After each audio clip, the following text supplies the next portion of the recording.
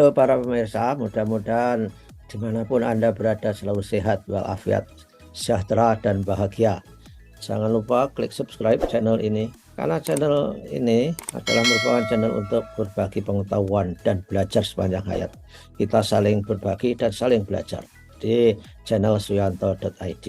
Kalau video ini sampai ke gadget saudara, ini adalah berkat editor channel kita, Mas Heri Teguh Yono. Dan apa yang akan kita bicarakan kali ini? Kita sekarang akan berbicara mengenai mengapa jantung kita itu kadang deg-degan. Deg-degan itu artinya berdebar-debar dan kita rasakan, kita dengar oleh telinga kita sendiri. Bersama narasumber istimewa kita, yaitu Bapak Dr. Zainal Mutakin Sofro, ahli ilmu faal manusia, dan beliau adalah dosen Universitas Kedokteran Kesehatan Masyarakat dan Keperawatan. Kita sapa dulu. Assalamualaikum warahmatullahi wabarakatuh, Dok. Waalaikumsalam warahmatullahi wabarakatuh. Dok, bagaimana Dok itu tadi? Kalau kita mendengar jantung kita itu berdebar, dan berdebarnya itu sampai terdengar di telinga, Dok. Kalau berdebarnya kita pegang gitu aja, itu saya kira sudah biasa ya. Tapi kadang saya pernah mendengar di telinga sendiri, deg-deg, deg-deg, deg-deg gitu, Dok. Apakah itu protes, ataukah jantung kita protes, ataukah ada tanda-tanda dari keseimbangan tubuh kita sehingga tidak berada di posisi homeostatis, Dok? Gimana, Dok? Menarik, Prof. Apa yang disampaikan Prof. Suyanto ini. Jadi memang sebetulnya kita betul-betul menyadari status kesehatan individu. Itu sebetulnya sangat bergantung pada apa yang kita namakan segumpal daging, Prof. Jadi jantung ini adalah merupakan pusat kesehatan kita, dan ini terbukti dengan adanya istilah bidirectional, ya. Bidirection lah, ya. Jadi otak itu sudah jelas yang memiliki kemampuan mengatur seluruh sistem organ yang ada dalam tubuh. Namun demikian, kalau peran jantung itu tidak dioptimalkan, maka kerja otak itu pastilah tidak optimal, Bro. Nah, kalau kita mengenal istilah mendengar, itu berarti berbeda dengan melihat, Prof. Oke. Jadi selamanya Prof tidak akan berhasil melihat jantungnya sendiri. Karena memang gelombang cahaya ini beda sekali dengan gelombang yang ditimbulkan oleh bunyi, Prof. Walaupun kita tidak melihat jantung, tetapi efek dari yang ditimbulkan itu bisa sampai ke telinga, Prof.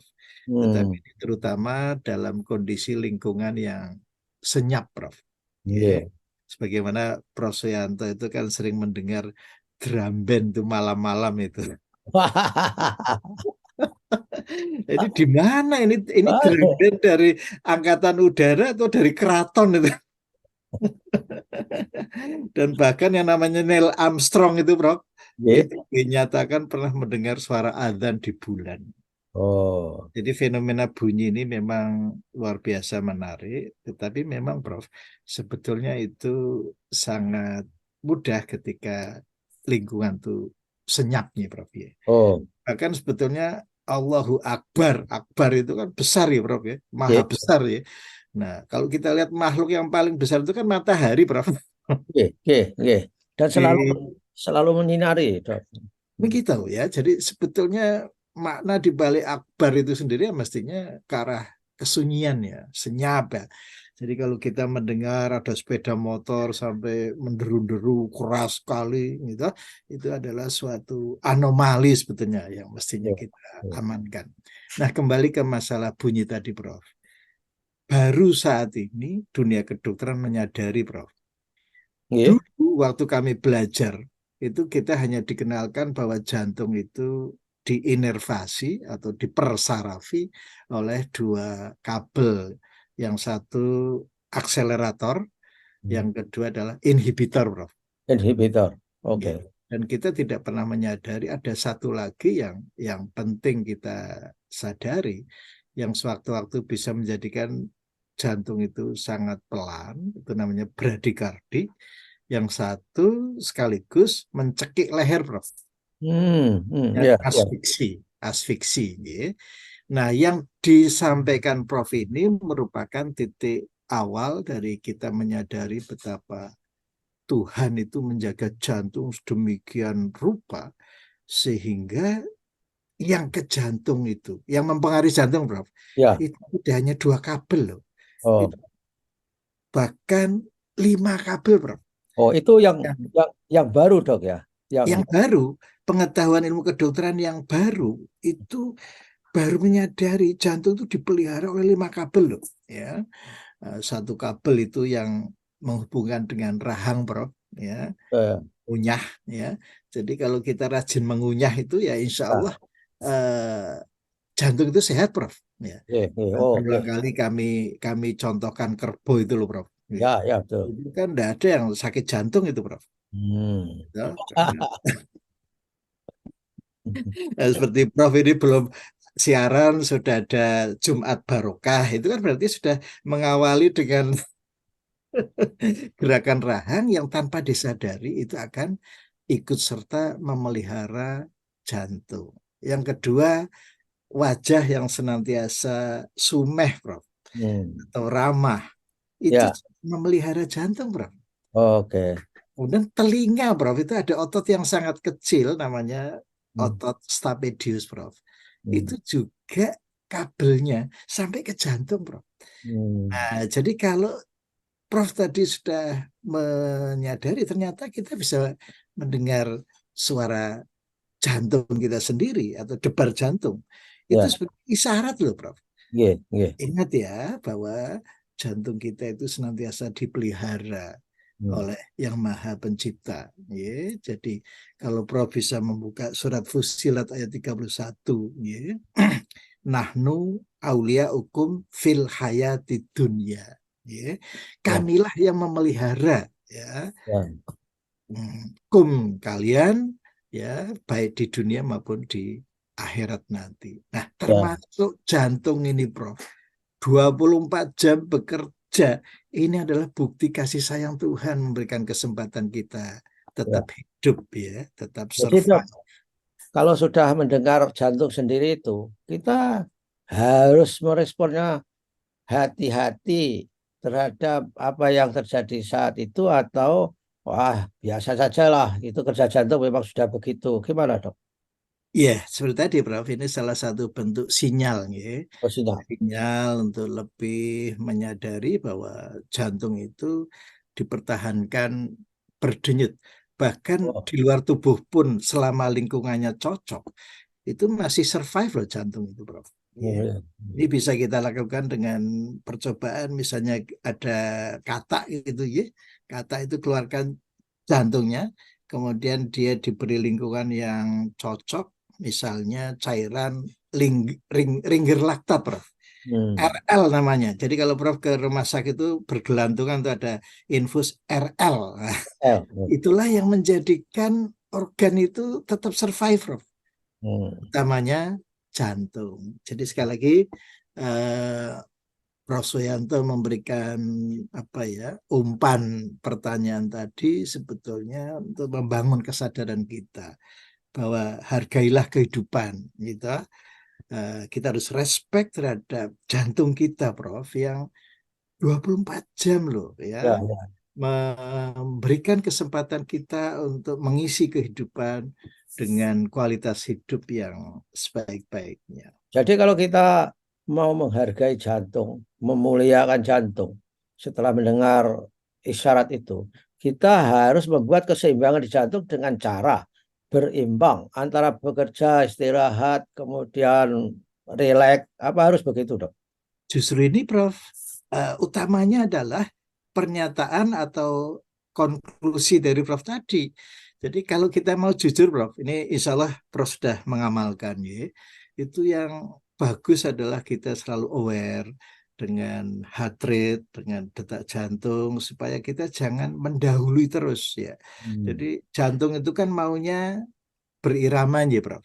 Iya, Termasuk olahraga pun ya yang disukai itu adalah olahraga-olahraga yang ritmis loh, Prof. ritmik ya, Ritmis, Prof. ritmik. Sehingga dalam 30 menit itu olahraganya yang ritmis seperti brisk walking, jogging, senam, cycling, berenang. Jadi jangan yang mak beduduk tiba-tiba nun sewu cepat. Nah, ini tidak hanya jantungnya loh, Prof. Ini Ya, ya. otot-otot bisa robek loh, Prof. Ya, terutama hamstring utawi paha bagian depan, Prof, yang nanti akan mengganggu juga tendo atau kepanjangan dari otot yang melintasi lutut ya. Oh, Jadi kita sering mengalami robekan-robekan sendi yang insya Allah, Prof, itu hmm. biayanya mahal kalau sampai kesleo lutut itu loh. Ya, ya, ya, ya. Tapi Ya. kalau kita mengangkat lutut 30 derajat waktu duduk atau sambil tidur, itu bahaya nggak dok terhadap jantung maupun terhadap hamstring atau apa? Jadi pada prinsipnya memang untuk melakukan hal-hal yang sifatnya itu mendadak utawi Oke. berat itu memang harus dikondisikan dulu lah, jangan sampai kita lewatkan stretching ya. Ya, ya, Hmm, ya, ya. Ya, ya, Seperti bagus. itu. Saya kira stretching seperti kucing itu mau jalan aja stretching dulu dong gitu. Saya kira lebih cerdas tuh daripada manusia kali. Saya kira Tuhan menghadirkan makhluk-makhluk seperti kucing, kerbau itu kan untuk kita pelajari tuh, Prof. Iya, iya. Apalagi kalau Prof, kalau sholat Jumat itu kan afala yang zuruna ilal ibili kaifa khuliqat. Oh, Apa kita tidak merenungkan bahwa Allah menciptakan onta yang hidup di padang pasir. Jadi memang semua makhluk itu memberikan ya. stimulus, Prof, untuk kita berpikir. Hmm. Wah, wah, wah. Luar biasa ya. Jadi memang jantung itu kan bekerjanya nggak pernah berhenti. Kalau berhenti misalkan saja pas tidur dok, berhenti Iya, bentar dikit kita terbangun atau langsung mati dok. ya, subhanallah. Yang jelas, Prof, Ya. nasib otak itu yang harus kita pikirkan. Oh, Jadi oke. nih, karena jantung itu kan memberikan pasokan oksigen terus-menerus nih. Berhenti sebentar saja ya 3 menit, sel-sel otak sudah pada mati itu, Prof. Waduh, ya, ya, ya. Wah, luar biasa. Baiklah dok, ini saya kira informasi yang sangat-sangat berguna untuk kita semua dok. Kita Alhamdulillah. baru mengetahui ini secara gamblang. Walaupun saya sudah alhamdulillah aman melewati detak jantung yang bisa saya dengar sendiri. Subhanallah.